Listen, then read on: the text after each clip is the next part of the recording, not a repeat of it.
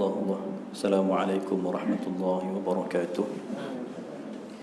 إلى حضرة النبي محمد المصطفى صلى الله عليه وسلم، آله الكرام وأصحابه العظام، خصوصا لهذه النية المباركة الفاتحة. أعوذ بالله من الشيطان الرجيم. بسم الله الرحمن الرحيم. الحمد لله رب العالمين، الرحمن الرحيم، مالك يوم الدين، إياك نعبد وإياك نستعين، اهدنا الصراط المستقيم، صراط الذين أنعمت عليهم غير المغضوب عليهم ولا الضالين. آمين. بسم الله الرحمن الرحيم. الحمد لله رب العالمين، وأفضل الصلاة وأتم التسليم على سيدنا محمد النور المذهب للنسيان بنوره، وعلى آله في كل لمحة ونفس عدد ما وسعه علمك. اللهم افتح علينا فتوح العارفين، واجعل أعمالنا خالصة لوجهك الكريم. اللهم فقهنا في الدين وعلمنا التأويل يا رب العالمين. اللهم بارك لنا في رجب وشعبان وبلغنا رمضان.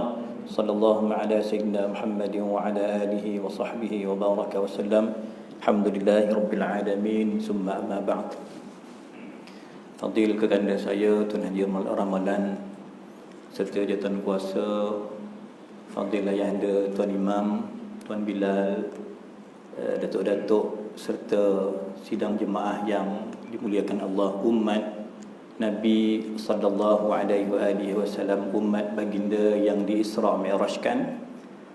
Tuan-tuan, tidak kita lupakan semua petugas-petugas media lah tuan-tuan. Hari ni Facebook ni yang daripada RTM difahamkan ada satu tim yang bersama kita, daripada Sahah TV, daripada FB An-Nur, surau yang kita kasihi ini. Alhamdulillah, ia membenarkan tentang Isra' wal Mi'raj, walaupun sebahagian kita ni kuarantin, tak dapat ke surau, dan mungkin mereka tak dapat live di An-Nur ini kerana bertembung jadual.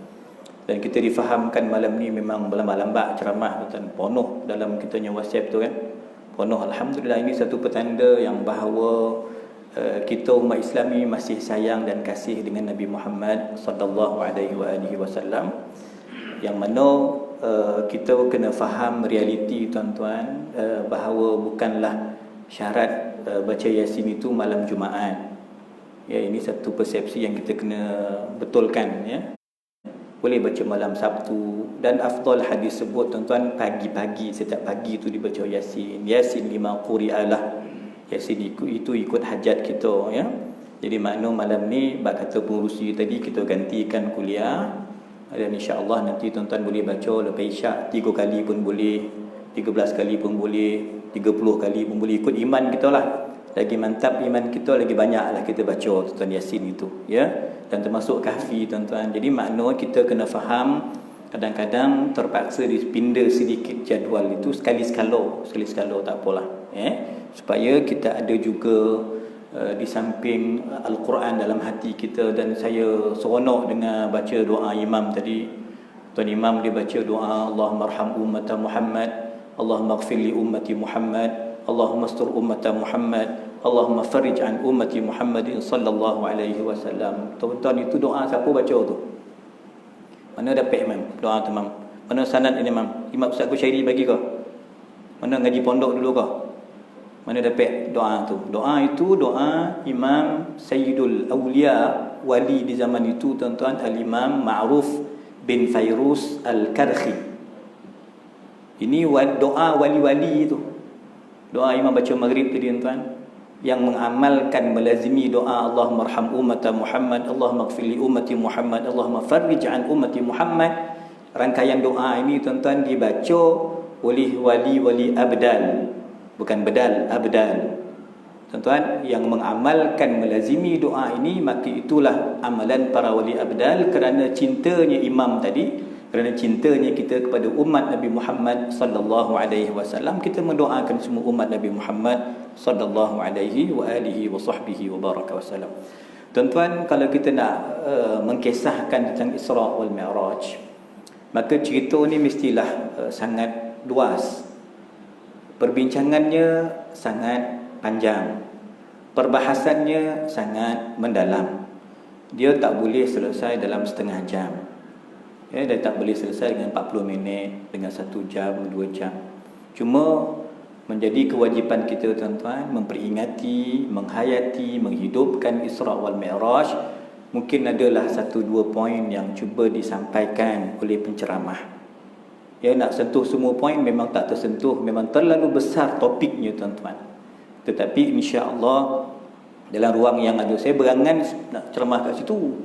Nampak belakang mihrab tu macam masjid Nabi betul, tapi Bang Bran disuruh sini, tahun depan nak ceramah situ.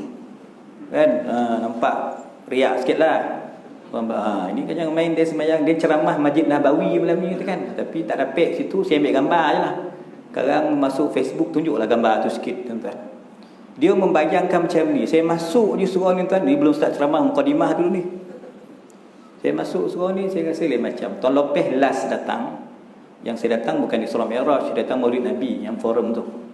Maulid Nabi SAW. Cuma ada sekali jumpa, lepas boleh rentas, kita dah pas PKP, bulan Pek bulan 5, saya datang dengan Abah Sepul ni, bincang dengan Haji Ramlan. Adalah 1-2 benda yang mungkin pengalaman surau An-Nur ni boleh kami manfaatkan di Sahah Ja'fari.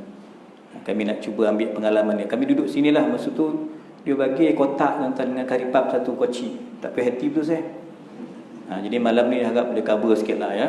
Tuan-tuan Jadi cuma sembang-sembang tu dia gerakkan robot vacuum tu. Barang lain tak ingat tu dah. Tuan-tuan robot tu gerak bersihkan kapet ni lah. Saya buat dengan abang, dengan Saiful bincang. Tetapi ketika tu tahun lepas lah, setahun genap lah lebih kurang tuan-tuan. Ya, hampir 10 bulan tuan-tuan. Saya tengok tak ada lah ni topi ni, tak ada yang ni semua, tak ada ni. Bermaksud ketika Isra Mi'raj, kenapa Nabi diisrakan terlebih dahulu di Al-Aqsa, Baitul Maqdis? Ini menjadi persoalan di kalangan ulama. Kenapa tak ambil Nabi direct, dia bawa ke langit ke-7, Mi'raj terus, Mi'raj, satu langit ke satu langit, satu Nabi ke satu Nabi, tengok apa-apa yang kebesaran Allah, linuriyahu min ayatina tuan-tuan, sampai ke Sidratul Muntaha, terima perintah solat, turun dan selesai. Kenapa perlu transit di Al-Aqsa? Ini menjadi kajian para ulama berdasarkan dalil yang mereka temui. Mereka cuba menganalisa, mengistinbatkan hukum tuan-tuan berdasarkan nas Quran yang cukup jelas. Allah sebut yang kita sambut malam ni tuan-tuan, Bismillahirrahmanirrahim. Subhanalladzi asra bi'abdihi laylan minal masjidil haram ilal masjidil aqsa alladzi barakna hawlahu linuriyahu min ayatina innahu huwas sami'ul basir. Sadaqallahul azim. Kenapa tuan-tuan Allah jalankan Nabi daripada Al-Masjidil Haram ke Masjidil Aqsa? Mesti ada banyak hikmah dia. Kan Masjidil Haram, Masjid Aqsa, nak kaitkan hubungan keagamaan pensyariatan Nabi akhirul zaman dengan Nabi-Nabi yang terdahulu. Tuan-tuan, ada kaitan. Nabi kita sallallahu alaihi wasallam merupakan rahmatan lil alamin, khatamul anbiya wal mursalin, penutup segala nabi. Maka Nabi kita belajar mengambil pengalaman daripada nabi-nabi yang terdahulu. Syariat kita penyempurna kepada syariat-syariat yang terdahulu, melengkapkan syariat Nabi Isa, melengkapkan syariat Nabi Musa, menyempurnakan Taurat, Injil dan Zabur. Itulah Al-Quran. Tuan-tuan, maka ikatan Al-Masjidil Haram dengan Al-Masjidil Aqsa, kita punya pemikiran ialah masjid ke masjid. Otak kita ni mesti otak masjid, otak surau. Jiwa kita tuan-tuan, darah daging kita ni mesti berdarah dagingnya surau masjid. Pemikiran kita tidak bangun-bangun fikir shopping, fikir kodai, fikir padang, itu nombor 8. Bangun tuan-tuan subuh, mana masjid aku nak pergi, mana surau aku nak hadir. Tuan-tuan, pemikiran kita ialah bukan hanya malam Jumaat dengan Yasin, tapi sepanjang malam, sepanjang hari. Rajulun qalbuhu mu'allaqun bil masajid. Hati kita tuan-tuan tertambat, terikat, terpaut dengan masjid tuan-tuan. Itulah cerita Al-Isra wal Mi'raj masjid ke masjid, tuan-tuan. Kembali tuan-tuan, Masjidil Haram, Masjid Aqsa, dia mengikat antara syariat yang sempurna ini, syariat yang dibawa oleh kekasih kita Nabi besar Muhammad sallallahu alaihi wasallam, dengan syariat-syariat yang terdahulu. Ada juga tuan-tuan aliran-aliran baru hari ni, yang poning-poning ni tuan-tuan, dia nak kaitkan yang baru ni. Saya suka seminggu dua ni, memang saya suka ulas lah, ya, satu gerakan yang dipelopori oleh perempuan sekarang anda tuan-tuan, ya, namanya mungkin tuan-tuan perasan, ajaran ibu yati. Sini tak ada lah, masa-masa dia tak ikut ibu yati, semua ikut Nabi kan. Ibu yati ni apa kak? Dia ajaran nak mengatakan Islam ni kita tak nak versi Nabi Muhammad, kita tak nak versi Nabi Muhammad yang bangsa Arab, kita tak nak syariat ataupun agama Islam ni yang Quran, kita nak baru punya. Kita kena refresh balik, kena buat pembaharuan, kena buat kajian semula, kena nilai kembali Islam ini yang dibawa Isra Mi'raj, yang diceramahkan oleh Dr. Syuhada malam ni, tak betul. Kita nak Islam kita Islam Melayu. Ini tuan-tuan, dia kata Melayu lebih awal daripada Nabi Adam. Maka ditukar tuan-tuan, la ilaha illallah tak ada dah tahlil tu. Yang ada tak tahulah apa tuan, dipuja bunian ko, dipuja hantu rayo ko, pocong mana dia panggil tuan-tuan, mambang ko. Ya, ini ajaran Ibu Yati ni. Tapi poin dia, kalau orang tak mengaji, orang bukan kaki surau, orang yang tak ikut pengajian kuliah tuan, dia akan kata logik juga. Wartawan dia wartawan. Dia mengaji dengan seorang pensyarah. Saya sekali kuliah di Masjid Rasah Kemayan tu kan, Masjid Nurul Ihsan Masjid. Profesor pengurusi itu cerita kat saya bahawa staf itu yang punya gagasan membina aliran Ibu Yati ni merupakan seorang pensyarah, staf bawah profesor ni lah. Seorang pensyarah di UTM, tuan-tuan, betul berhenti pindah ke Open University, tuan-tuan. Tapi nak cerita poin dia, kalau tuan-tuan ni bukan orang Isra Mi'raj, kalau tuan-tuan ni bukan orang nuzul Quran, kalau tuan-tuan ni bukan ikut pengajian kitab, tuan-tuan juga akan dapat keseronokan. Betul juga cakap wartawan Kak Yati ni, Wan Nur Hayati ni. Sebab tuan-tuan dia kaji telur dinosaur lah dikaji tuan-tuan. Kemudian dia gabung tuan-tuan, Tuhan itu ada unsur-unsur kartun daripada Taiwan, Hong Kong pun ada, campur bergabung dengan kartun daripada Jepun, dia gabung-gabung, itu jadi antara unsur Tuhan kartun. Tapi ada pengikut tak? Kullu saqitatin lahu laqitatun. Itu kaedah yang ulama bagi tuan-tuan. Setiap benda yang tercicir itu mesti ada orang pungut. Macam mana poning baiklah. Sebab tu saya khabar tuan-tuan, kalau Ayah Pin hidup dengan tuan, dia pun poning tengok Ibu Yati ni. Ayah Pin ke dah maksimum dah. Dia kata aku Tuhan langit, aku ni Tuhan segala agama. Nampak dua pemikiran ini. Ayah Pin, ya, dia yang pasangkan nanda Hindu, dia yang murtadkan orang, padahal dia pun dah toke murtad dah tu. Dia yang apa tuan-tuan, tujuan dia, saya nak menggabungkan semua agama. Ayah Pin. Datang Ibu Yati, sekarang tengah aktif lah ni, bawa pemikiran tuan-tuan. Dia konon-konon pemikiran apa tadi tu, saya nak menggabungkan risalah syariah agama sekarang dengan dulu.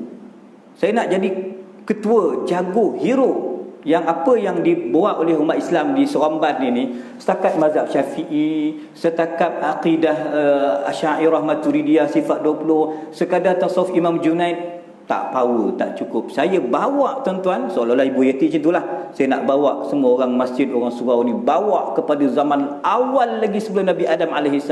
Inilah agama yang sempurna, bukan agama yang dibawa, yang diisra, yang dimi'rajkan kepada Nabi Muhammad sallallahu alaihi wasallam. Tuan-tuan sekalian, poin saya yang pertama itu dia.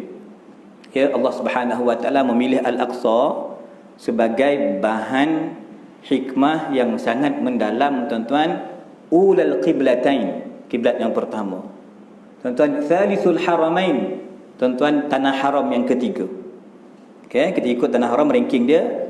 Masjidil Haram, Masjid Nabawi, Masjid Al-Aqsa, Thalithul Haramain, tuan-tuan. Kemudian Masra Sayyidil Kaunain, transit tempat Isra'-nya Nabi Muhammad sallallahu alaihi wa alihi wa sahbihi wa baraka wasallam. Saya terbayang tuan-tuan, saya terbayang bermasuk tadi saya khabarkan. Kalau orang Jabatan Agama tanya saya, doktor, apa doktor pandang surau An-Nur?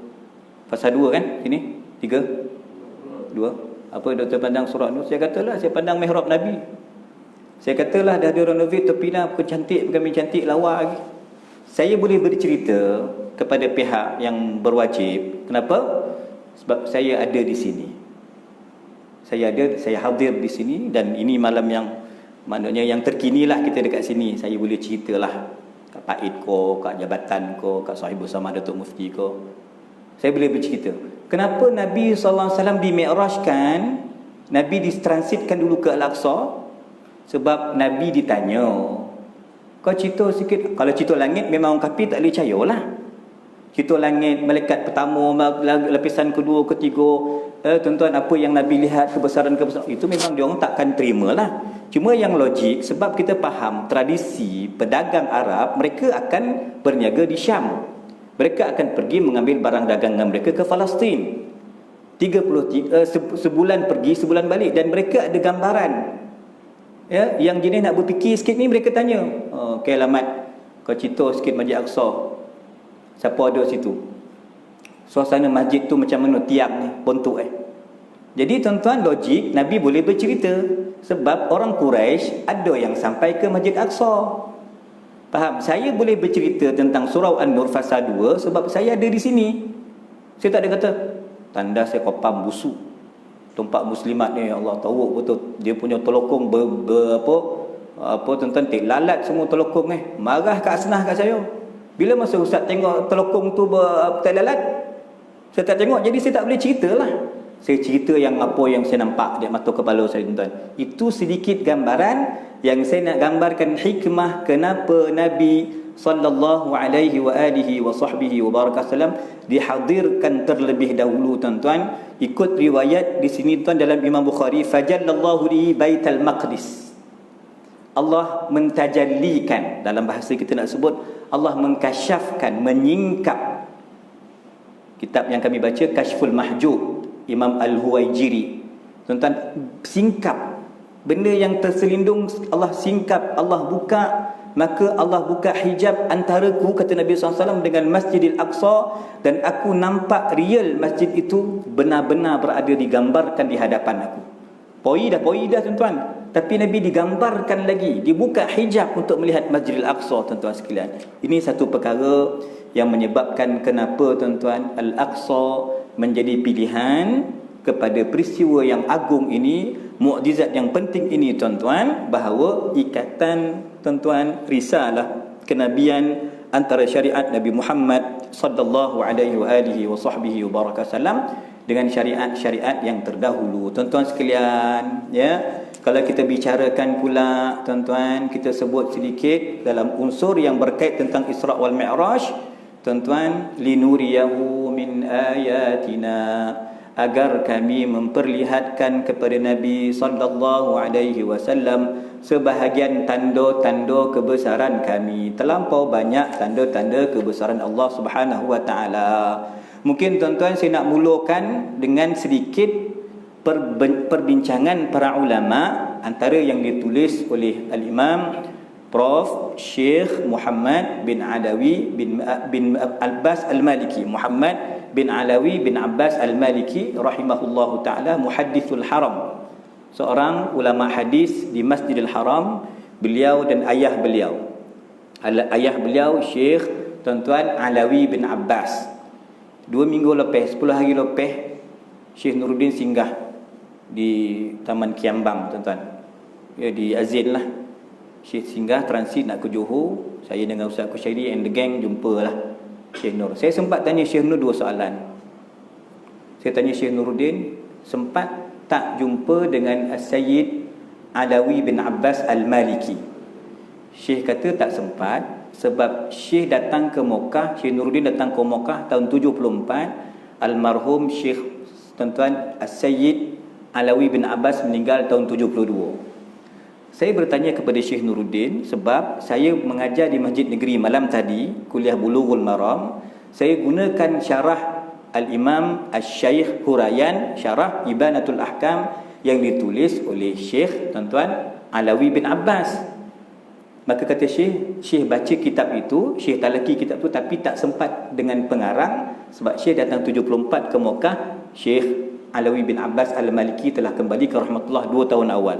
Buku yang saya nak bentangkan tuan-tuan ini, Wahwa bil Ufuqil A'la, ufuk yang tertinggi. Nabi berada pada ufuk yang paling tinggi, yang tak boleh dicapai oleh mana-mana makhluk Allah Subhanahu wa taala. Wa huwa bil ufuqil a'la, dalil daripada suratul Najm. Tuan, wan najmi idza hawa ma dhalla sahibukum wa ma ghawa wa ma yantiqu 'anil hawa in huwa illa wahyun yuha. Suratul Najm. Tuan, maka kasidahnya قسما بالنجم حين هوى ما المعافى والسقيم سوى فاخلع الكونين عنك سوى حب مولى العرب والعجم. Sambung tuan-tuan, saya sambung. Ya Imam Ar-Rusli ya sanadi anta ba'da Allahi mu'tamadi fabidunya ya wa akhirati ya Rasulallahi khudh biyadi. Itu qasidah yang dikaitkan dengan cerita Mi'raj. Tuan-tuan, wan najmi idza hawa, demi tuan-tuan bintang An-Najm. Dalam syarah Imam Qadhi Iyad, dalam syarah kitab Syifa beliau, dikatakan An-Najmu itu Nabi SAW yang bawa cahaya, yang bawa agama, yang membawa syariat yang sempurna. Tuan-tuan, itu Nabi SAW. Wan najmi idza hawa, tuan-tuan, Nabi cerita Isra Mi'raj ni, ba'dalla sahibukum wa ma ghawa. Nabi datang, Nabi hadir, Nabi menceritakan. Ini bukan cerita mimpi, ini cerita yaqadatan wa manama, secara yaqadah, secara sedar dan jaga. Nabi diangkat oleh Allah Subhanahu wa taala, di Isra dan Mi'rajkan. Tuan-tuan, maka kalau kita kata, tuan-tuan boleh ulang kaji dengan saya. Isra, suratul Isra. Mi'raj, suratul Najm, surah An-Najm. Wan najmi idza hawa. Dan itulah tuan-tuan bagaimana kemuliaan yang diangkat kepada baginda sallallahu alaihi wa alihi wa sahbihi wa baraka wasallam. Kita tengok tuan-tuan, dalam suasana, dalam keadaan tuan-tuan bertemu dengan nabi-nabi, bertemu dengan para malaikatul kiram. Ni bukan Sultan Kiram yang Raja Sulu nak ambil Filipin, yang nak ambil Sabah tu dah lah, ada tu bukan. Ni memang malaikatul kiram, malaikat-malaikat yang mulia. Di surau yang bertuah ini, saya ingat dulu tuan Syekh Nuruddin ada baca kitab tentang haula'i fi suhbatil malaikatil kiram. 10 tahun lepas saya masih ditampin ni masa tu. Tapi saya ingatlah sebab saya yang pengacaranya, saya yang mukrinya. Kan saya ingatlah sebab saya yang baca surah Fatir pada muqaddimah kuliah Syekhuna. Saya ingat tuan-tuan, alhamdulillahi fatiris samawati wal ard ja'ilil malaikati rusulan uli ajnihatin mathna wa thulatha wa ruba'. Yazidu fi khalqihi ma yasha. Sadaqallahul azim. Saya ingat tuan-tuan, cerita malaikat, cerita Isra Mi'raj, cerita yang bukan diukur dengan akal fikiran yang memikirkan perkara-perkara logik. Cerita Isra Mi'raj ini tuan-tuan tembus, rentas perkara yang lebih penting ialah kejernihan hati, kebersihan hati. Kemantapan iman itu tuan-tuan yang menjadi cerminan kepada keyakinan kita terhadap mukjizat Isra wal Mi'raj. Okey, saya share sikit tuan-tuan apa yang ditulis oleh, tadi saya sebut Al-Imam As-Sayyid Alawi bin Abbas. Saya cerita anak beliau As-Sayyid Profesor Muhammad, tuan-tuan, Muhammad bin Alawi bin Abbas. Kitab Wahwa bil Ufuqil A'la, antara yang terlengkap membicarakan Isra wal Mi'raj tuan-tuan. Riwayat-riwayat didatangkan, banyak riwayat. Maka antaranya kita tahu tuan-tuan dalam kisah Mi'raj, Nabi sallallahu alaihi wa alihi wa sahbihi wa baraka wasallam melihat malikan khazinan nar, malaikat Malik yang bertugas sebagai pengawal, penjaga pintu neraka. Dan kita tahu tuan-tuan, cerita malaikat Malik ni dia tak macam malaikat Ridwan. Malaikat Ridwan senyum, Malaikat Malik tuan-tuan masam. Malaikat Malik tuan-tuan, riwayat kedua sebut malaikat Malik tengok Nabi malam Isra wal Mi'raj, maka dia malaikat Malik alaihi salam dia yang memulakan salam kepada Nabi Muhammad sallallahu alaihi wasallam. Kenapa? Antara yang diulas tuan-tuan oleh Imam At-Tibi, salah seorang ulama sirah, kata Imam At-Tibi, kenapa malaikat Malik yang mula bagi salam padahal yang datang tu Nabi Muhammad SAW sebagai tetamu? Kenapa malaikat Malik yang mula bagi salam dekat Nabi Muhammad SAW? Supaya tuan-tuan menghilangkan ketakutan, comeh. Tuan-tuan tengok muka malaikat Malik yang bongih, tuan-tuan, yang tak pernah senyum itu, nak hilangkan sedikit kegusaran, kerisauan Nabi Muhammad. Malaikat Malik yang memulakan memberi salam kepada Nabi Muhammad sallallahu alaihi wasallam. Tuan-tuan, dalam surau ni jangan ada macam malaikat Malik, biar ramai-ramai semua malaikat Ridwan. Muka tu jangan, kalau pakai niqab tak apalah, pakai mask tu tak apalah, nak senyum ke nak tolak pun nampak pun kan. Tapi tuan-tuan, ada masa-masa kita senyum, ada perkara-perkara yang kita kena serius, tuan-tuan. Ada masa-masa kita mesra santai, ada masa-masa kita kena fokus dan serius, tuan-tuan. Itu ikut situasi dan keadaan lah. Menarik tuan-tuan, linuriyahu min ayatina, antara kehebatan Mu'jizat Isra' wal Mi'raj, saya fokuskan tentang alam malaikat. Malaikat yang bertindih-tindih dalam masjid, dalam surau kita. Kita baca Yasin, dia hadir. Kita selawat, dia hadir. Kita berzikir, dia bersama. Kita berdoa, dia hadir. Malaikat tuan-tuan paling gomar tempek-tempek macam ini, bertindih-tindih dalam majlis ilmu, tuan-tuan, sehingga ada yang bergurau kasar, bergurau tak cerodik, bergurau tak kono tempek. Dia kata, hati-hati masuk masjid, nanti kau terpijak sayap malaikat. Ada yang lebih teruk lagi tuan-tuan, yang mencabar tuan-tuan, yang tidak percaya dengan perkara ghaib, yang tidak termasuk dalam alladzina yu'minuna bil ghaib. Kita di sini berkumpul sebab kita beriman dengan ghaib. Sam'iyat, ghaibiyat itu subjek, itu teras dalam pengajian akidah. Tapi kalau orang yang fikir logik ni tuan, konon-konon dia cerodik benar lah, konon-konon dia hidup 2021 ni dia pandai benar lah, dengan kecanggihan teknologi ni dia tak nak pakai hukum ulama', dia tak nak pakai tuan-tuan kesimpulan para fuqaha, konon-konon acah-acah pandai, rupa-rupa dia tak pandai tuan-tuan. Apa yang berlaku dalam kes mencabar, memperolok dan mempertikaikan sunnah-sunnah Nabi sallallahu alaihi wasallam, antaranya tuan-tuan apa yang berlaku, iaitu mereka membawa paku dan tukul besi tuan-tuan ke dalam masjid untuk mereka pakukan sayap-sayap malaikat yang ada dalam masjid surau ni. Gurau-gurau, aku hati-hati masuk masjid. Ada yang masuk masjid dengan berkasut. Kenapa? Dia kata tak nak nanti terpijak sayap malaikat. Malaikat bertindih-tindih kerana suka majlis ilmu. Malaikat cinta kepada majlis zikir. Malaikat suka tuan-tuan dengan perhimpunan-perhimpunan yang sebegini. Datang orang yang poning-poning ni tuan-tuan, yang pakai logik ni, dia kata saya buat tukar besi, saya bawa paku, saya nak pakukan tuan-tuan. Maka yang paku itu, yang terkena paku itu kakinya sendiri. Di dalam kitab Bustanul Arifin, Imam Nawawi sebut, yang dipakunya kakinya sendiri tuan-tuan. Kakinya berulat dan dia mati kerana paku yang dikonon-konon nak pakukan kaki sayap malaikat. Okey, kita bercerita tuan-tuan sedikit tentang malaikat ini sebab di sana ada tempat yang Nabi pergi malam Isra' wal Mi'raj itu, di langit yang ketujuh, iaitu letaknya Al-Baitul Ma'mur. Baitul Ma'mur ini merupakan kedudukannya sama sejajar dengan Baitullah, dengan Kaabah Al-Musharrafah. Tempat yang kita rindu tuan-tuan nak pergi tapi tak boleh pergi lah sekarang ni. Setakat ni saya dua ni tak pergi lah. Ramadan pun tak tahulah ada kita yang lepeh. Yang tahun lepeh pun berapa korek yang dibenarkan untuk melaksanakan fardu haji. Dari sudut yang melengkapkan tawaf itu malaikat.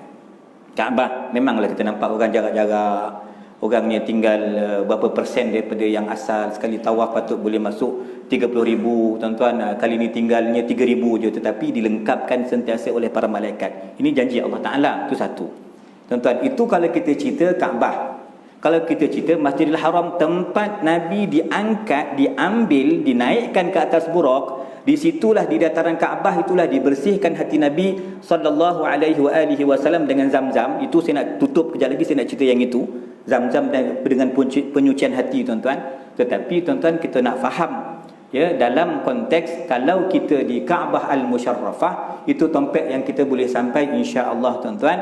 Tetapi alam para malaikat di langit yang ketujuh sana, mereka akan turun, akan ibadah, yang rukuk terus rukuk, yang sujud terus sujud, yang qiyam bertasbih terus bertasbih. Subuhun qudusun rabbul malaikati warruh, subhanallah wa bihamdihi subhanallahil azim, yang subhanallah alhamdulillah wa la ilaha illallah akbar, yang bertakbir, yang bertahmid, yang qiyam, yang rukuk, yang i'tidal, semua ada para malaikat. Yang kita faham tuan-tuan, riwayat sebut sekali yang ada dalam itu 70,000 yang masuk.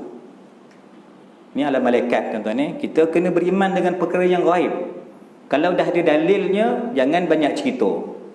Kalau kita kata riwayatnya sahih, jangan banyak komplain. Kita takat mana kita mengaji tuan-tuan.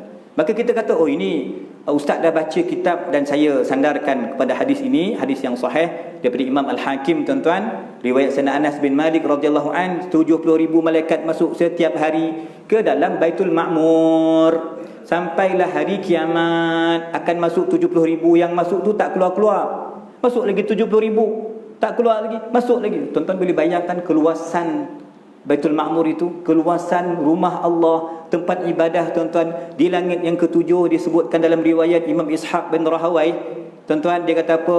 Ya, dia punya kedudukan sama macam tuan-tuan dengan Baitullahil Haram, Kaabah Al-Musharrafah, dan dia ada wa hurmatuhu ka hurmati hada fil ard, kehormatan, kemuliaan tanah haram, langit haram kalau boleh saya sebut. Langit yang mulia itu ialah Baitul Ma'mur, sama dengan kita wajib memuliakan, mensucikan tuan-tuan Kaabah Al-Musharrafah, tanah haram Mekah, yang tak boleh kita buat sebarang-sebarang.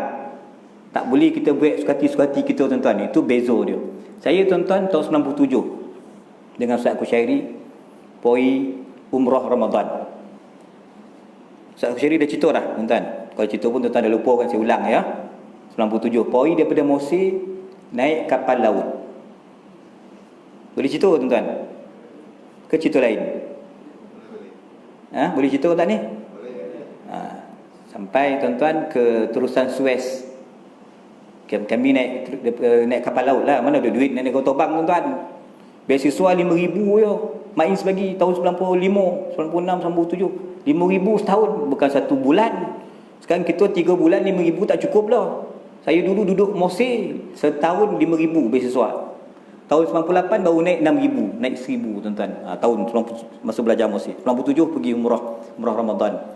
Daripada rumah negara itu naik van. Sekolah, ketua dia Ustaz Kushairi lah, ketua dia, ketua kampung. Rantau sampai ke Mesir, dia ketua. Dia senior saya 3 tahun. Saya ikutlah dia.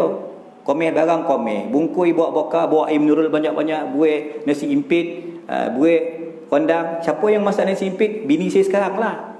Dulu masa tu kawan kan, sekarang dah jadi bini lah. Dia buat nasi impit untuk kita semua, buat kondang, tahan dalam kapal laut 3 hari nak duduk. Sampai kat terusan Suez bang, sampai subuh, pukul 9, bagian ejen kapal tu ke bang, balik kapal bocor. Relax tuan-tuan. Dia suruh kita balik ke Kahirah. Kapal yang kita nak naik tu, nak pergi ke Mekah tuan-tuan, bocor. Relax, dia dah bagi arahan. Kita balik ke Asrama Negeri 9, ke Kahirah tuan-tuan, dalam 2 jam. Sampai ke rumah negeri, kawan-kawan semua kutuk lah. Tak botak pun, tak botak. Apa punya umrah 2 jam balik ni? Member-member kutuk tuan-tuan. Allah podih pula. Sabarlah tuan-tuan. Tak dapat pergi kapal bocor. Tapi tuan-tuan, kami ni wali. Bocor pun kita sampai. Kalau tak payah ceramah lah dah. Tuan-tuan, kapal bocor, ejen telefon balik semula lepas zuhur tu. Siapa suruh balik? Kata dia, ada kapal baru. Korang asam ni orang ni. Tadi dia suruh kita balik. Kita dah tension tuan-tuan. Air mineral yang berbondong-bondong, berdozen-dozen bawa nak wuduk, nak minum dalam kapal laut tu, kita dah buang. Kecewa. Kita buang air mineral tuan-tuan. Dah kelang kabut pula cari van lagi sekali. Poi semula ke terusan Suez. Alhamdulillah. Cerita sampailah ke Mekah. Duduklah tuan-tuan, tarawih, ibadah. Alhamdulillah dapatlah sampai musim haji. Tapi saya nak cerita dekat Bukit Jihad. Saya duduk ikut jihad. Tempat Baba Fatani ramai, kiai-kiai Indonesia ramai kat Bukit Jihad tu. Potang-potang tu bang, boring kan, tak ada kerja apa, tangan gatal, saya cabut dan pokok. Di tanah haram ni, walaupun atas bukit tuan-tuan, topik Nabi bulu kambing tapak kawasan jihad itu, Nabi SAW bulu kambing dulu, ikut sirah dia. Saya dah cabut pokok tuan, saya fikir apa kojok dia ni. 97. Saya umur 21 tuan-tuan ketika itulah. Ya. Saya cabut pokok ni, kocik lah tuan-tuan. Malam lepas kuliah maghrib saya jumpa baba, seorang kiai mengajar, baba Fatani mengajar di surau atas bukit tu, masjid tu. Dia kata, baba saya tadi dah cabut satu pokok. Bayar fidyah. Bayar dondo. Sebab ini tanah haram. Sebentar saya nak gambarkan begitu. Tak boleh. Macam mana baba? Anggarkan bayar satu cupak beras. Gantilah 5 rial. Tentang satu pokok, anak pokok yang saya cabut tu, kata warna kau dah kena bayar 5 rial. Tapi tak apalah, sebab saya dapat jawapan hukum. Saya nak cerita kat tuan-tuan bahawa apa tuan-tuan, kita kalau duduk di tanah haram, kita tak boleh buat sewenang-wenangnya. Banyak hukum tuan-tuan dalam kitab I'lamus Sajid Imam Zarkashi, dia bahaskan secara detail. Okey tuan-tuan, tak apalah. Cuma riwayat Sayyidina Imam Ishaq bin Rahawayh di sini cerita kehormatan, kemuliaan tuan-tuan Baitul Ma'mur sama dengan kehormatan Masjidil Haram tuan-tuan, tanah haram Makki, yang tak boleh kita buat perkara-perkara yang suka hati kita. Banyak benda petang larang kita terlibat walaupun kita bukan dalam keadaan ihram. Walaupun kita dah tahallul, tetapi kawasan tanah haram ni dia tak boleh buat sebarang-barang sewenang-wenang yang kita mengaji dalam bab manasik. Tuan-tuan sekalian, saya lanjutkan sedikit lagi. Ketika mana Nabi SAW mendengar suara azan tuan-tuan, dan ketika itu azan yang dikumandangkan di langit yang ketujuh tuan-tuan didengari oleh semua jin dan manusia tuan-tuan. Dan yang bertugas sebagai azan ni siapa? Muadzin di kalangan malaikat tuan-tuan, iaitu malaikat Israfil alaihi salam. Kita tahu malaikat Israfil apa? Turunkan hujan. Sini tadi hujan tak? Ampangan hujan sekejap tadi 20 minit. Sini hujan? Belum.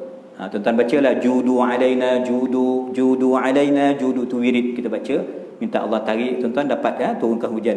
Malaikat Israfil alaihi salam sebagai muadzin, tukang azan di kalangan malaikat.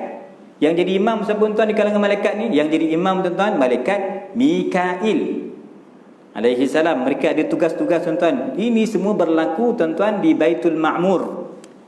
Ini berlaku tuan-tuan di Baitul Ma'mur. Maka tuan-tuan, itu kalau kita cerita sedikit tentang alam para malaikatul kiram yang menjadi mentor, yang membawa perjalanan Nabi SAW, itulah malaikat, ketua malaikat tuan-tuan, Aminul Wahyi, malaikat Jibril alaihi salam.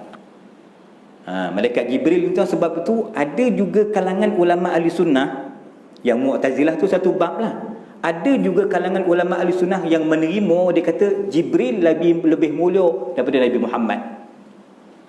Tapi saya tak tahu siapa ahli sunnah itu. Kita tak nak masuk kumpulan yang itu tuan-tuan. Kita tak nak masuk kumpulan yang mengatakan Sayyidina Jibril lebih mulia daripada Sayyidina Muhammad. Itu salah. Jawapan itu tersasar. Sebab kita tetap berpegang tuan-tuan alal itlaq, secara totalnya, secara mutlaknya tuan-tuan, bahawa yang paling mulia di kalangan segala makhluk ini ialah Rasulullah sallallahu alaihi wasallam. Apa poin geng Mu'tazilah dan segelintir kecil, sebilangan kecil ahli sunnah ni mengambil kira malaikat Jibril lagi mulia daripada Nabi Muhammad? Dia ambil kira dari faktor malaikat Jibril yang tunjukkan. Muhammad berhenti transit dekat sini, solat 2 rakaat. Solat apa ni? Ini ya Taibah, ya Taibah. Ini Taibah. Nanti kamu akan hijrah ke sini. Yang tunjuk tu Sayyidina Jibril alaihissalam. Berhenti kat sini. Ini kenapa pula kat sini? Baitul Laham. Baitul Laham apa tuan-tuan? Kat Palestin. Tempat lahir Nabi Isa alaihissalam. Solat dekat sini. Ini apa pula? Ini tempat munajat Tursina. Saya naik Tursina, Bukit Sinar tuan-tuan, naik dengan Syekh Faiz. Alhamdulillah tahun 96 Syekh Faiz datang Mesir. Almarhum Tuan Guru datang ke Mesir tuan-tuan. Saya pun menyolid naik bas tu, sampailah saya katih dengan Tuan Guru almarhum Syekh Faiz tuan-tuan. Itu Tursina, tempat munajat Nabi Musa alaihi salam. Apa poin dia tuan-tuan? Apa poin yang kita nak belajar ni?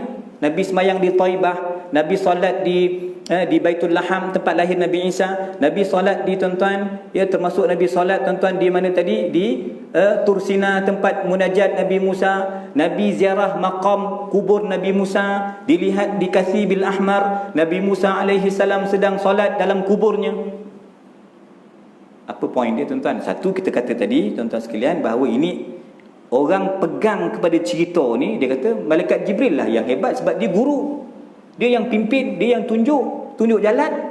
Tapi jangan lupa tuan-tuan, kemuncak cerita, climax dia nanti tuan, Sayyidina Jibril alaihi salam tak lepeh ke satu tahap. Sebab tu Syekh Saleh Ja'fari dia ada satu selawat. Kalau saya sompek nanti kelas online lah saya ijazahkan kepada tuan-tuan. Sebab kalau online biasa tak ramai 7 orang je tuan-tuan ikut kan. Masa tu tuan-tuan sarapan mana nak ikut ke tak? Campur-campur esok adalah 70. Jadilah ke wali lah tu. Anda lah tu. Tapi kok saya tengok esok mood saya baik, saya ijazahkan satu selawat. Allahumma salli ala man a'laita lahu ar-rutab wa kashafta lahu al-hujub faraqa ila ma lam yarqa ilayhi al-khalil wa wasala ila ma lam yasilhu ilayhi Jibril. Tuan-tuan, kata Sayyidi Saleh Ja'fari radhiyallahu anhu dalam selawat itu, ya Allah, sampaikan selawat kami kepada Nabi kami Muhammad SAW, Nabi yang menduduki kedudukan yang tertinggi, melepasi kedudukan Sayyidina Jibril alaihissalam. Nabi kami ini sampai kepada makam yang tak dicapai oleh malaikat ataupun oleh Nabi Allah Ibrahim Al-Khalil. Nabi kami ini, Nabi Muhammad SAW yang kita hidupkan mukjizat peristiwa Isra wal Mi'raj ini tuan-tuan, Nabi kami yang kami sayang, yang kami cuba nak ikut ini, yang merupakan syafaat Nabi kelak, syafaat kita kelak di akhir akhirat tuan-tuan. Apa dia? Nabi yang telah sampai kepada maqam yang tidak capai, yang tak boleh disampai oleh malaikat Jibril alaihi salam, sehingga tuan-tuan sampai langit ketujuh kan. Sampai langit ketujuh, maka Nabi kata, jomlah, apakah di sini kekasih akan meninggalkan kekasihnya? Tuan-tuan, Nabi Muhammad SAW tanya Sayyidina Jibril, apakah takat ni yo? Naik takkan biar dia naik atas kota-kota yang seorang-seorang. Tuan-tuan, kata Sayyidina Jibril alaihi salam, "Lau qaddamtu khutwatan lahtaraktu." Kalau dia melangkah lagi setapak, dia akan terbakar. Level dia takat ni yo, langit ketujuh je. Yang boleh naik lagi tuan-tuan, sedangkan Sidratil Muntaha, pohon Sidratil Muntaha tu, akar dia langit ke-6, pucuk dia langit ke-7. Sayyidina Jibril takat tu je boleh pergi. Tuan-tuan, naik tuan-tuan ke atas lagi, Sayyidina Jibril alaihi salam dah tak boleh pergi. Kalau dia naik lagi, dia akan terbakar. Okey, ini menggambarkan, ini sebagai dalil yang berpihak kepada kita, yang mengatakan Sayyiduna Maulana Rasulullah sallallahu alaihi wa alihi wa sahbihi wa baraka wasallam, Nabi kita lebih mulia, lebih hebat daripada tuan-tuan Sayyidina Jibril alaihi salam. Nabi kita lebih mulia. Ini dalil kita. Yang saya ulang tuan-tuan kembali, ada sebahagian riwayat yang mengatakan Sayyidina Jibril lebih mulia. Dalilnya malam Isra Mi'raj dia yang tunjuk jalan, dia yang menentukan, menerangkan. Sembayang kat sini, itu malaikat, itu Nabi Yusuf, ini Nabi Harun, sembang burak. Sayyidina Jibril yang mengatur itu. Tetapi itu bukan dalil dan tanda baginda malaikat Jibril lebih tinggi dan mulia daripada Nabi Muhammad sallallahu alaihi wa alihi wa sahbihi wa baraka wasallam. Tuan-tuan yang saya kasih sekalian, saya nak faham tuan-tuan, walaupun aturan ceramah ni mungkin tidak fokus kepada tajuk yang tertentu sahaja, tetapi saya kira saya harap tuan-tuan, benda yang penting yang perlu saya sharekan dia pada kongsikan dengan tuan-tuan, iaitu bagaimana kesucian, kekuatan hati Nabi itu. Syekh Saleh dalam kitabnya As-Sirajul Wahhaj, ketika mengkisahkan cerita Isra Mi'raj ni tuan, beliau kata ada tafsiran ulama yang mentafsirkan innahu huwas sami'ul alim, innahu huwas sami'ul basir. Sesungguhnya itu dhamir tu balik ke siapa? Tuan-tuan, jumhurul mufassirin, majoriti ulama tafsir kata dhamir itu balik kepada Allah lah. Sebab Allah yang menjalankan Nabi, Allah yang mengisrakan Nabi dengan buraq, Allah yang memi'rajkan Nabi. Mi'raj ni dia tak pakai buraq lah, buraq dah kena tambik dekat Masjid Aqsa. Nabi naik macam naik lift, macam naik tangga yang berjalan. Itu mi'raj. Tuan-tuan, kita mi'rajkan ruh kita setiap maghrib, isyak, subuh, solat kita tuan. Mi'raj kita nak naikkan, mengangkat maqam kita, hati kita tu nak diangkat. Amalan kita semoga diterima Allah Ta'ala. Tuan-tuan, mi'raj. Okey tuan-tuan, mi'raj tuan-tuan, kekuatan yang kita nak bahaskan sedikit tuan-tuan, ya. Kita boleh bunti ke apa ni Abang Ramlan? Pukul 9 ni. Oh, Abang Ramlan memanglah sini ya. Yang belakang-belakang tu kan kena belasah nanti pengurusi, ya. Tak apa. Tuan-tuan, saya cuba selesaikan sikit lagi ya. Tuan-tuan, cuba kita tengok tuan-tuan kesempurnaan hati Nabi sallallahu alaihi wa alihi wa sahbihi wasallam. Hati yang paling bersih, atqan nas, yang paling takwa, yang paling tak ada penyakit. Yang salim, qalbin salim, itulah hati Sayyidina Maulana Rasulullah SAW. Sebab itu Allah pilih Nabi sebagai sebaik-baik makhluk. Hati ni layak untuk diangkat sebagai Isra wal Mi'raj sampai ke langit yang ketujuh, tuan-tuan. Hati ini, tuan-tuan, telah dibersihkan pula dengan Zam-Zam. Timbul soalan kan, macam tu Ustaz, hati Nabi ni macam kita lah. Kalau dulu Kasim Ahmad, tuan-tuan dengar nama Kasim Ahmad, Siti Kasim tahu kan? Kasim Ahmad tak tahu, meninggal lah kan. Dr. Kasim Ahmad ni dia wartawan utusan Malaysia dulu. Tapi pemikiran dia memang teruk, na'udzubillah, anti hadis. Dia kata Allah Muhammad ni jangan letak sebelah-sebelah. Allah Muhammad tak boleh letak sebelah-sebelah, jangan letak sebaris. Allah letak atas, Muhammad letaklah bawah celah pintu ko, celah-celah mana ko. Dia tak boleh kasih sebaris. Ini pemikiran Qasim Ahmad. Dan pemikiran Qasim Ahmad ni apa, tuan-tuan? Dia fatwa, muzakarah fatwa kebangsaan memang dah keluarkan dia, tuan-tuan. Dia tak, bukan Islam, dah murtad lah. Aliran anti hadis ni aliran yang sesat. Sebab menolak sumber perundangan yang kedua. Tak ada hadis, saya tak dapat nak cerita Isra Mi'raj malam ni, tuan-tuan. Tak ada hadis, tak pandai kita sembahyang maghrib 3 rakaat tadi. Tak ada hadis, tuan-tuan, tak reti tuan-tuan baca Yasin. Hadis yang menerangkan, memperincikan Al-Quranul Karim. Tapi Dr. Kasim Ahmad ni, tuan, antara poin dia ialah dia cerita apa? Dia kata Bukhari tu pelupa tu, Muslim tu pun lupa, ulama-ulama hadis Imam Malik ke Ibnu Majah ke pelupa. Mungkin mereka tu lupa. Macam mana dia boleh tulis hadis? Dulu mana ada komputer, mana ada laptop, macam mana dia nak rakam? Sekarang ada juga ni, benda-benda ni boleh save lah. Dulu macam mana nak ingat? Ni poin siapa ni? Brother Kasim Ahmad. Tuan-tuan, kita cakap yang lupa, yang nyanyuk tu bukan Imam Bukhari. Yang lupa, yang pelupa, yang nyanyuk tu bukan Imam Muslim. Yang nyanyuk gila tu kau. Wahai Dr. Kasim Ahmad, kau yang nyanyuk sebab kau yang pelupa. Kau tak tahu mana sumber hukum, mana dia. Ulama dulu, tuan-tuan, hatinya bersih mengikut hati Nabi Muhammad SAW.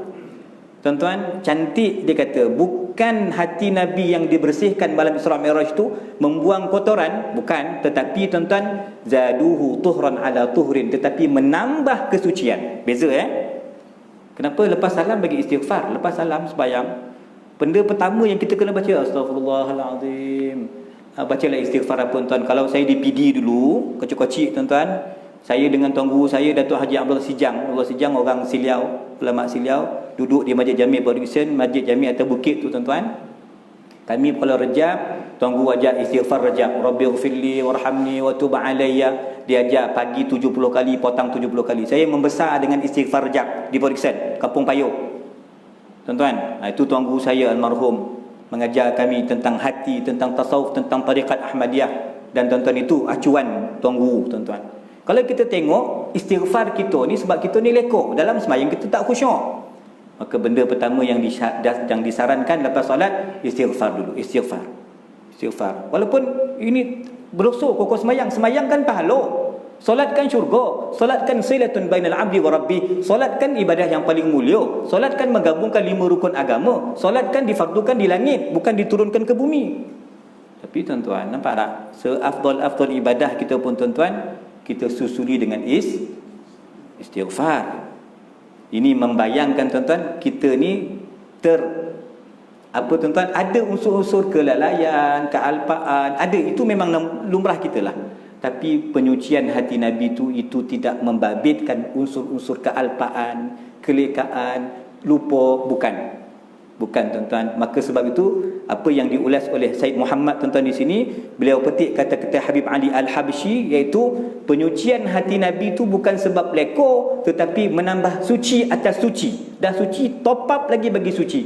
Sebab itulah saya petik tadi kata-kata Syekh Saleh Al-Ja'fari, tuan-tuan, innahu huwas samiul basir. Tafsiran ulama mengatakan Allah yang maha mendengar, Allah yang maha melihat. Allah mendengar, melihat tu tidak dengan alat lah, tidak dengan apa-apa, tuan-tuan, dengan kuasa Allah al-mutlak, tuan-tuan. Tetapi ada tafsiran kedua yang mengatakan, tuan-tuan, yang mendongak itulah Nabi, yang melihat itu Nabi. Kenapa? Tuan-tuan, kerana Nabi mendengar dengan pendengaran Allah, Nabi melihat dengan penglihatan Allah. Ini sebab itu kita baca hadis tentang wali. Wali itu apa tuan-tuan? Settlekan yang fardu. Tuan-tuan, Allah paling sayang kepada hamba yang menyempurnakan kefarduan. Wali itu apa tuan-tuan? Banyak buat benda sunat. Tu ciri wali. Ada orang Seremban ni, Ramadan dia puasa Rejab, Syaban penuh. Dah bertahun-tahun dia puasa. Bagus, ya Allah. Tiap minggu pergi ziarah abah dia kat makam Syekh Said tu. Bagus. Lurui, lobai orang ni. Lurui. Tahun ni tahu-tahu dah tak puasa pula dah. Kita nak numpang dia ni. Seremban dah panas ni. Sumatera walaupun gunung berapi panas sampai ke sini. Kita nak tumpang dia seorang puasa penuh Rejab Syaban, kita lah dapat sejuk sekali. Tengok dia pun tak puasa. Kenapa tak puasa bang? Dapat dah fatwa YouTube semua kata tak boleh puasa straight. Ini semua salah faham dah ni. Ini semua tak faham dah dalil itu macam mana nak difaham betul-betul. Ini dah salah faham hukum. Akhirnya dia pun tak puasa. Yang kita ni memang Isnin Khamis pun tak puasa. Kita harap dia boleh puasa tuan. Straight Rejab Syaban, tengok dia tak puasa tuan, menyebabkan pemanasan global itu semakin memuncak sebab orang tak ada yang puasa. Ada kawan saya seorang lagi tuan, sekojo puncak alam dulu, ya, dia pun puasa 3 bulan tapi nazar. Nazar kalau dapat perempuan ni dia kata dia akan puasa. Dapat tuan-tuan. Perempuan tu minat dengan dia, nak jadilah. Dia pun puasa tuan, nazar dia berkahwin dahsyat lagi tuan. Puasa 3 bulan termasuk Ramadan lah. Dia dah puasa Rejab penuh. Syakban tuan-tuan dah masuk hari ke-25, hari 26 sakit perut demam, dah buka. Dan nazar dia tadi apa? 2 bulan berturut. Siapa suruh nazar macam tu? Apa payah bona kau nazar? Orang nazar pisang yo, senang. Dia nazar 2 bulan. Perempuan tu kau macam bidadari betul, memang Melayu tak akhir Malaysia, kau paling lawa, bolehlah tahan kot. Tuan-tuan dah nazar setahun pertama dia tak boleh buat. Dia dah puasa 55 hari saya ingat. Buka. Tapi tahun kedua tu saya di puncak alam, saya ingat dia puasa. Tuan-tuan 2 bulan straight sampai Ramadan. Punyalah koyok tuan-tuan dia dapat puasa. Puasa 6 tak nak puasa dah. Belagak. Apa barang puasa 6, main puasa 3 bulan ni dah ada koyok dah dia. Ajak puasa 6 tak ada, dia open house je lah sebab dia dah berjaya berpuasa sebanyak Rejab, Syaban dan Tuan-tuan sekalian, okey. Jadi kita kena faham menyucikan hati Nabi 4 kali bukan malam Isra Mi'raj je, malam ketika wahyu pertama Iqra bismi rabbikal ladzi khalaq, ketika Nabi usia 10 tahun, ketika Nabi umur 4 tahun, 4 kali dicuci hati Nabi SAW. Bukan menyuci itu bukan makna ada kotoran, tetapi menyuci itu tambah suci atas suci. Faham? Ini pandangan Al-Habib Ali Al-Habsyi tuan-tuan. Dan tuan-tuan kata Syed Prof Muhammad Alawi Maliki dia kata apa? Pandangan saya pula dia kata hati Nabi ni penuh dengan rahmah. Supaya syaitan tak dapat tompang rahmat Nabi, maka dicuci supaya syaitan itu keluar langsung. Tuan-tuan, kerana kecelakaan syaitan itu tak boleh bergabung dengan rahmatnya Nabi Muhammad sallallahu alaihi wa alihi wa sahbihi wa barakatuh. Tuan-tuan, saya nak tutup tuan-tuan. Saya faham tuan-tuan kurang selesa nampaknya ya, sebab suasana kalau musim biasa ni kita boleh belasah lama kan, tapi dalam keadaan kita terikat dengan SOP ni tuan-tuan. Sebagai penutup, kita ambil sedikit dalil tuan-tuan tentang orang yang berjihad. Antara perkara yang dipaparkan, mukjizat yang ditunjukkan kepada Nabi SAW, kita tahu ada sekumpulan orang Felda, petani, orang kampung tuan-tuan, tanam pokok. Ya, tuan-tuan, saya dah order dah ubi kayu tuan-tuan kat Barang Melan. Dia kata tak ada stok pula kan. Tuan-tuan tak apalah. Tuan-tuan, orang kampung tanam tuan-tuan, hari tu somai, hari tu tuai. Tanam dan terus tuai hasil. Maka Nabi SAW merujuk, ya Jibril, man haula, siapa mereka itu? Maka tuan-tuan, itulah orang yang berjihad di jalan Allah Subhanahu wa taala. Digandakan pahala mereka 700 kali ganda, dan apa yang mereka infakkan, apa yang mereka korbankan, Allah pasti ganti. Wa ma anfaqu min syai'in fa huwa yukhlifu. Allah akan ganti setiap infak kita. Tuan-tuan, Allah akan ganti setiap tenaga tuan-tuan mengelokkan, menjaga amanah surau ini. Allah akan jaga cik-cik akak-akak di belakang sana yang mengelokkan tim muslimat kita, tim berjanji kita, tim yasin kita.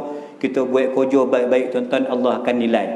Walaupun mungkin nanti orang yang berjihad ni tuan-tuan, jihad ini bukan makna kita bom orang sana, kita angkat senjata, bukan itu saja jihad tuan-tuan. Jihad fisabilillah itu dalam konteks semasa ni tuan, macam mana kita nak sekolahkan orang, bagaimana kita nak fahamkan orang, bagaimana kita nak sama-sama menikmati keseronokan, ke tuan-tuan kelatatan membaca suratul Mulk lepas Isya, macam mana kita nak ajak orang menghatamkan surah Kahfi 110 ayat.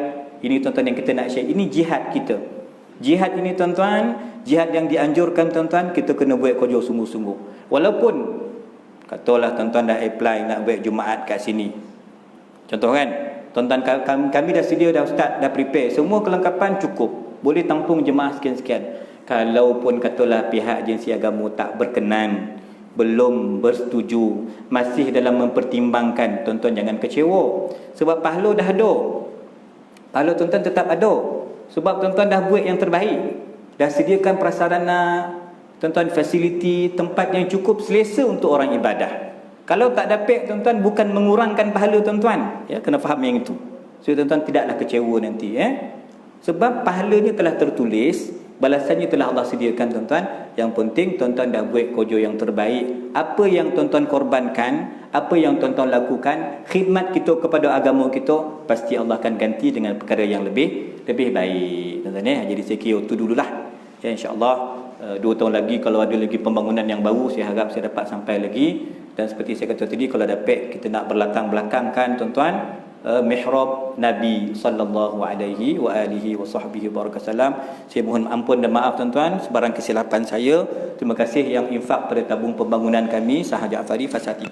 Assalamualaikum warahmatullahi wabarakatuh.